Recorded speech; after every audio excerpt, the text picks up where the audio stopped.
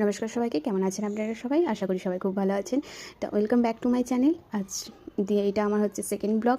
তা সেকেন্ড ব্লগটা ভাবছিলাম কী নিয়ে স্টার্ট করা যায়। তো তারপরে ভাবছি হ্যাঁ, সংক্রান্তি চলে এসছে, আর সংক্রান্তি আসা মানে আমার উপরে বিশাল একটা কাজের চাপ আসে। তার মাঝে মানে সমস্ত কাচাকুচি থেকে ঘর পরিষ্কার থেকে সমস্ত কিছু আমাকে একাই হ্যান্ডেল করতে হয়। তার জন্য ভাবলাম চলুন এটাই আপনাদের সাথে শেয়ার করি। তো কী কী করছি পৌষ সংক্রান্তি আসার আগে সেটাই আপনাদের সাথে শেয়ার করি। আপনার খুব ভালো লেগে থাকে অবশ্যই লাইক, কমেন্ট অ্যান্ড শেয়ার করে দেবেন। আর এটা আমার প্রথম জার্নি, প্রথম শুরু করছি, যে কোনো কিছু যদি ভুল ত্রুটি হয়ে যায় তা নিজেদের মেয়ে হিসেবে, নিজের বোন হিসেবে সেই ভুল ত্রুটিগুলো আপনারা ধরিয়ে দেবেন। তা চলুন দেখা যাক। তাই আমাদের শখের রান্নাঘরটাই আগে স্টার্ট করি।